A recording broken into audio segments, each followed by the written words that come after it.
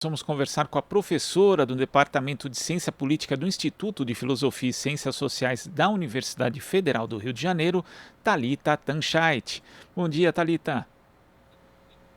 Olá, Glauco, bom dia.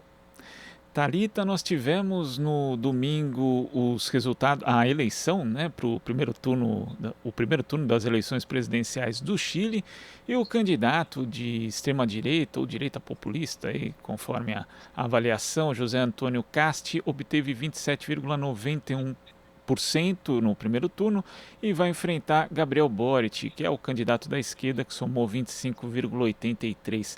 A taxa de comparecimento foi próxima aos 47%. Primeiro, Thalita, eu queria que você contextualizasse, para quem acompanha o Jornal Brasil Atual, quem são José Antônio Casti e Gabriel Boric.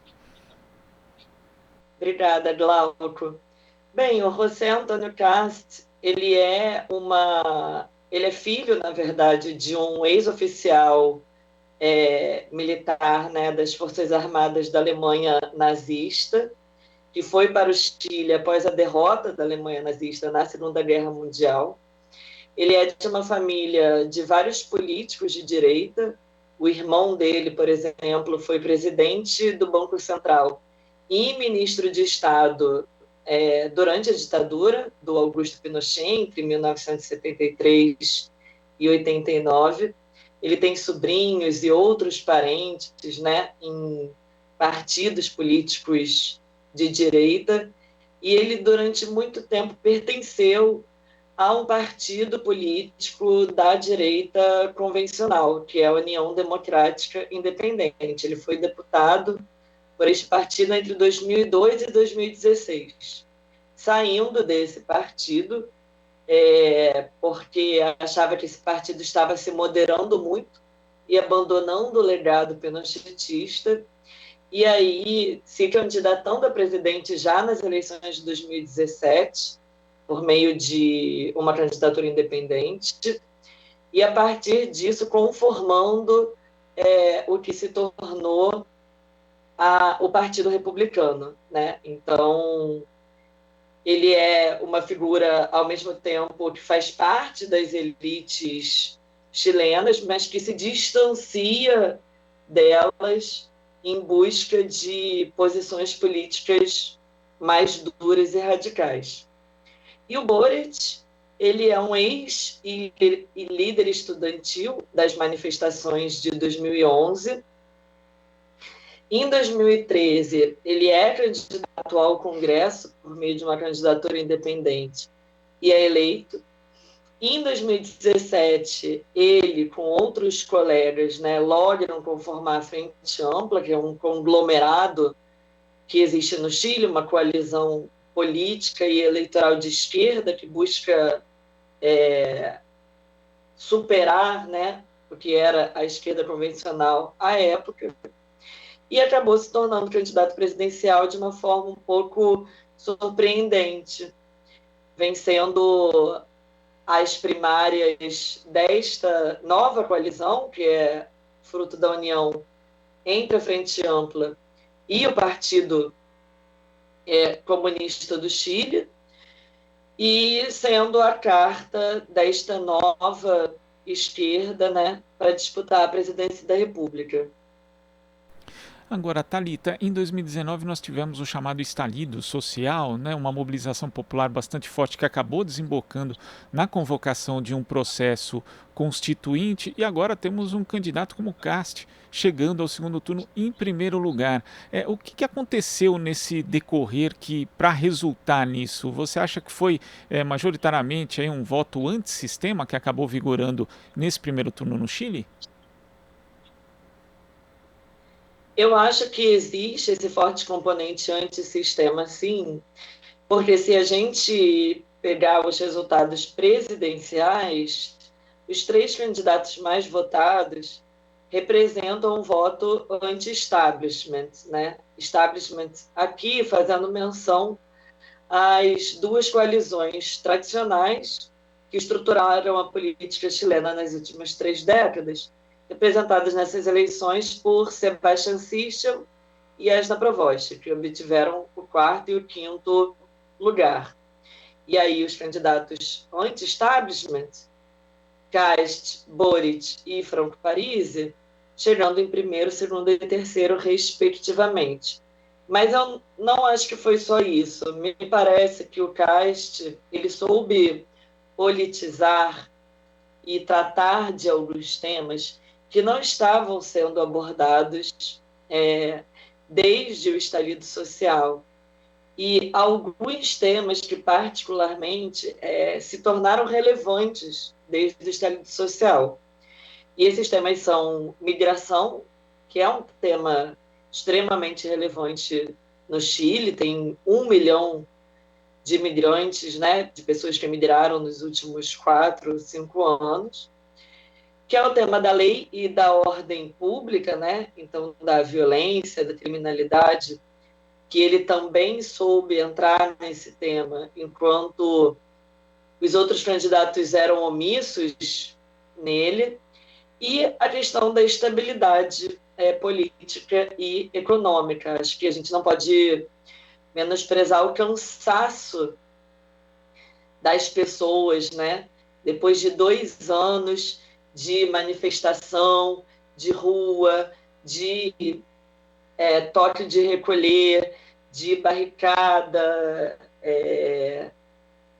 ele sabe tratar disso bem, assim, me parece. Então, acho que é uma combinação de voto anti-establishment, mas também de temas que estão aí no debate público. Agora, você citou as coalizões, né, que no fim das contas acabavam se revezando no poder no Chile, né, uma mais à direita, outra mais à esquerda, que apontavam um aparente cenário de estabilidade político-institucional no Chile, ainda mais quando se comparando com países vizinhos, né? Mas isso agora ruiu de uma forma brutal, pelo menos nessas eleições, quando a gente compara, por exemplo, com 2017, e até pegando o exemplo do Brasil, né, 2018 também houve isso, mas o polo à esquerda se manteve, né? O que ruiu foi essa direita, centro-direita, que acabou sendo dominada pelo bolsonarismo. Agora, no Chile, ocorreu uma ruína dos dois lados. Essa estabilidade suposta que existia no Chile era falsa, então, Thalita? É curioso porque se o cenário presidencial, né, das eleições presidenciais é de fragmentação e de fato, né, indica o fim dessas duas direitas do ponto de vista da competição eleitoral ao executivo, no legislativo, Glauco, a direita convencional saiu fortalecida, muito fortalecida. Curiosamente, o partido do impopular presidente Sebastião Pinheira é o partido mais bem votado para a Câmara dos Deputados. Eles terão o maior número de cadeiras.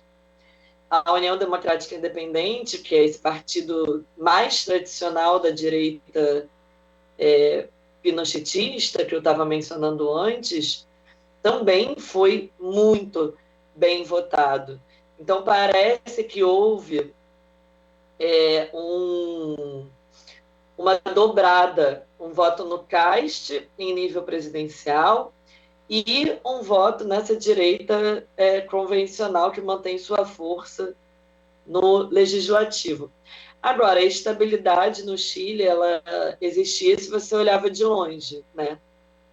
Quando você olhava de perto, você pensava a que custas, né, que existe estabilidade. Aí, as custas de um modelo extremamente desigual, né, e que torna ainda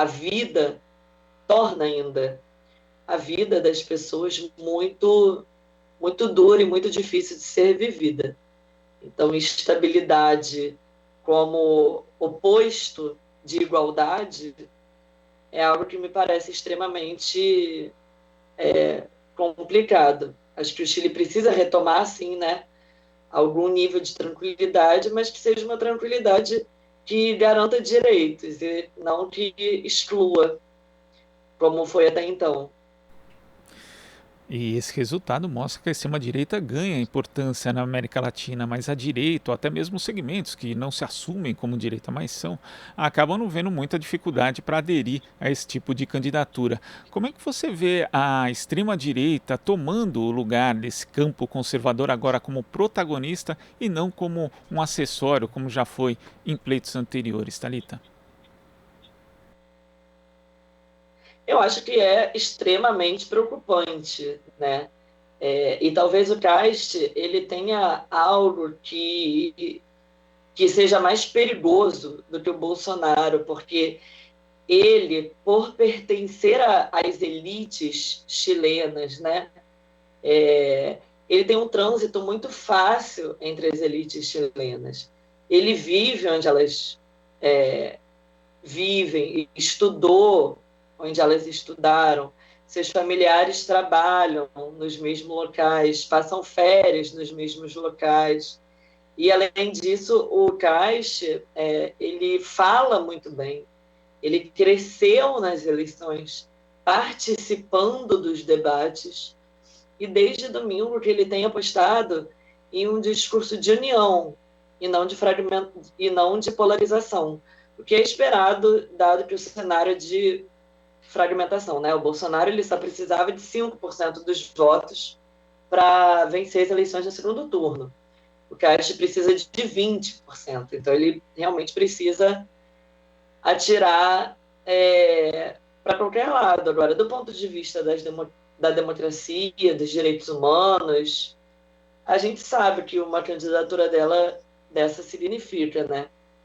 Eu só acho que o Caixa vai ter mais dificuldades do que o Bolsonaro, por exemplo, porque a vida do Bolsonaro no Congresso é muito fácil, né? E para o Caixa não vai ser fácil. É um Congresso dividido entre esquerda e direita. Então é esperar para ver, mas com muita preocupação e torcendo para que esse cenário seja revertido. O Boric está em segundo lugar, ele obteve pouco mais de 2% a menos que o Cast. Então ainda tem muita bola para ser jogada. E no caso desse jogo a ser jogado ainda vai contar muito a mobilização, porque o voto no Chile não é obrigatório e a abstenção também foi bastante elevada nesse primeiro turno? Vai contar muito a capacidade de convocação do Boric, do Caixa também, né? Mas nós que esperamos que a democracia prevaleça, vai contar muito a capacidade de mobilização dele, né, de sua coalizão, e de fazer acordos, de ampliar o leque de alianças, inclusive com aqueles que eles nasceram criticando com tanta veemência, porque se não ampliar de uma forma muito significativa, vai se tornar muito difícil de vencer. Agora, Thalita, as propostas do Castro, elas se alinham ali ao conceito, né, de economia muito similar ao da era Pinochet, né? Isso evidencia que as candidaturas de extrema-direita, não só no Chile, mas de uma forma geral na América Latina, casam muito bem com os princípios neoliberais e vice-versa. Sim, total, né? Eu acho que essa é uma diferença das candidaturas europeias, né? Onde nasce essa outra direita contemporânea. Porque na Europa você tem partidos de ultradireita que são protecionistas do ponto de vista econômico. E aqui nós temos partidos de ultradireita até agora que articulam neoliberalismo e autoritarismo, né? Talvez evidenciando que o projeto neoliberal em, su, em, sua, em sua forma mais intensa, digamos assim, não consegue ser implementado em um continente cuja marca são as desigualdades sociais, né, e econômicas, porque há muita contestação e oposição a esse projeto neoliberal. Então, ele é implementado com muito mais facilidade em cenários de regressão democrática, de erosão democrática, de violação das regras, né, do sistema democrático liberal, tal como a gente conhece. Thalita, queria agradecer a sua participação aqui no Jornal Brasil Atual, mas já deixando o convite para você voltar a falar sobre esse segundo turno no Chile. Obrigado, Thalita. Até a próxima. Muito obrigada. Tchau, tchau. Conversamos aqui com a professora no Departamento de Ciência Política do Instituto de Filosofia e Ciências Sociais da Universidade Federal do Rio de Janeiro, Thalita Tanchait. Você está ouvindo Jornal Brasil Atual. As notícias que os outros não dão.